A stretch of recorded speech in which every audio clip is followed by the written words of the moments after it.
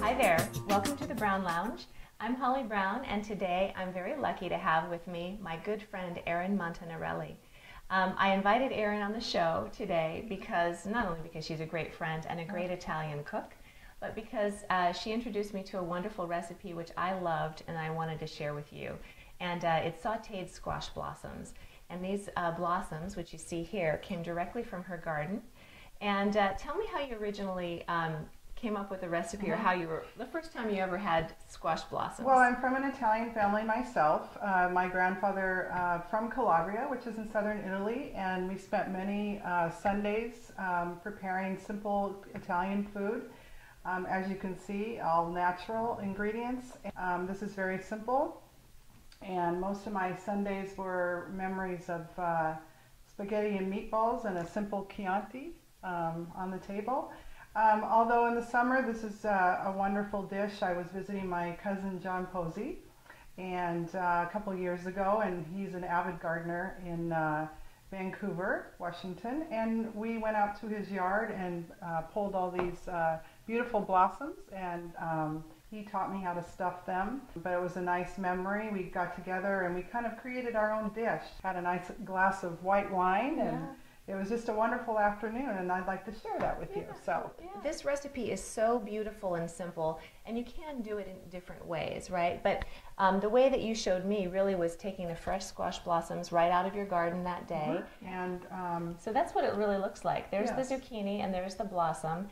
And actually what happens is the zucchini grows from the blossom. It's actually the ovary of the blossom. Right. So as soon as you clip the blossom, the zucchini stops growing. Right. So that's one way to manage your garden, but also remember when you do take that blossom off, yes, you're it's very stop to tempting grow. because you want to have your beautiful zucchini flowers, but you have to wait 2 or 3 weeks until you get a nice sized zucchini. Right.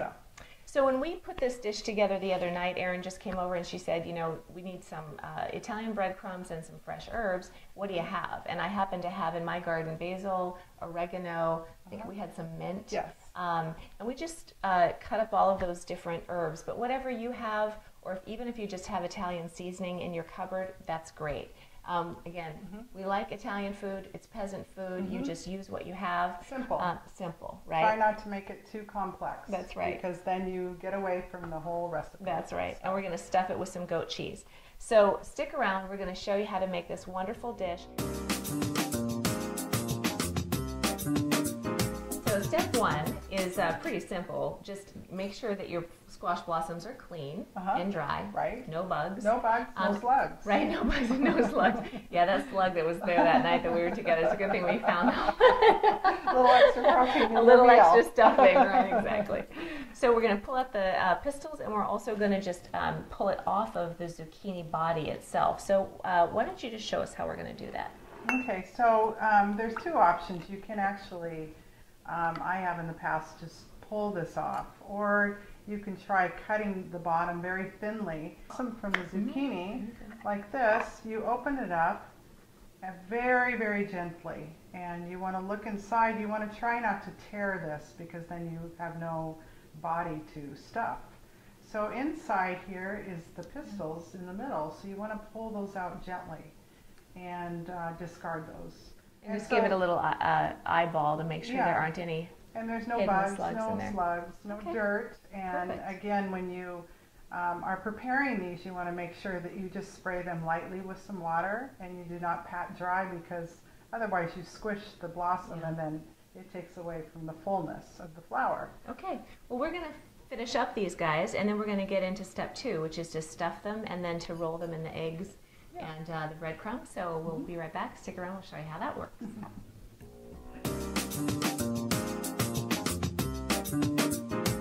Okay, this is where the fun begins, right? Yep. Stuffing and seasoning. So we've got all of our ingredients out here. Erin mixed up a couple of eggs with a little bit of salt and pepper. We've got some goat cheese. You can use herbed goat cheese or just plain goat cheese, but we're going to also put some fresh herbs in the goat cheese. And then we have some breadcrumbs. Again, you can use plain or the herbed breadcrumbs.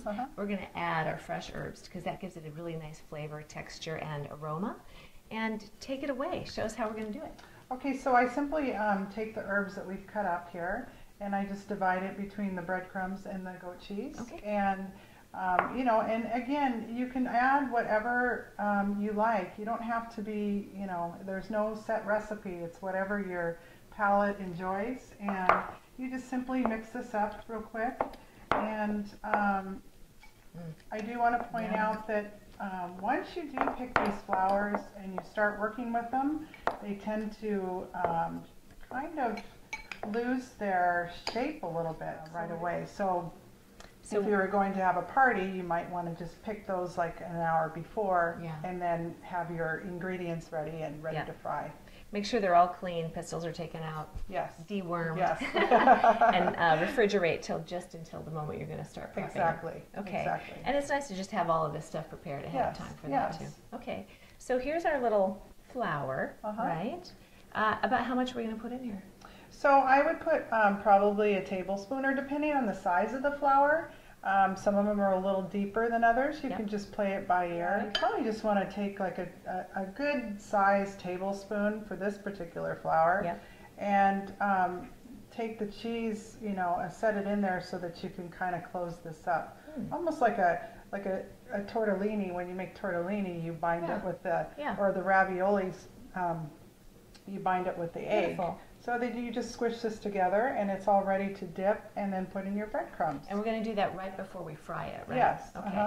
So we'll keep wrapping these little babies, put them right there. And then final step.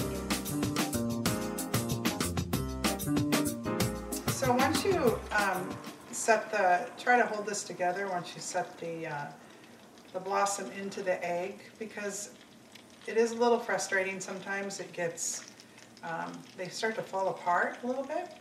Try to hold them together with your hands, so you can just keep this in control like this. I roll this around, and eventually when you set it in the oil, it kind of sticks together. So Erin, tell us a little bit about the heat and when we want to turn them. What are we going for at this stage of the game? So as you have them all in here, you want to have it on like a medium heat. You don't want to have it too low because then it sucks up the oil and then you have a greasy zucchini blossom. Okay, we're all set. Okay. The squash blossoms are deliciously cooked. Yes, they're beautiful and golden brown. And Erin advised that we needed to just get as much oil off with the paper towel as possible before we plate them. So we're going to plate them and then eat them right away. Of course. Let's get that going. And I always love to do a little taste test on the show. This is a wonderful dish. The thing I love about it is really flexible. Use, you know, whatever kind of herbs you like, you know, whatever's in the kitchen. And I think the only thing is you got to just make sure you get those squash blossoms while they're getting still good. So there we are, beautiful squash blossoms. They've gone from this beautiful flower to a yummy appetizer. Looks great. And we're going to taste some. Tune into the Brown Lounge for lots of other great dinner party recipes and menu ideas. You can always follow us on Twitter, like us on Facebook, of course. We're everywhere. Pinterest, you name it.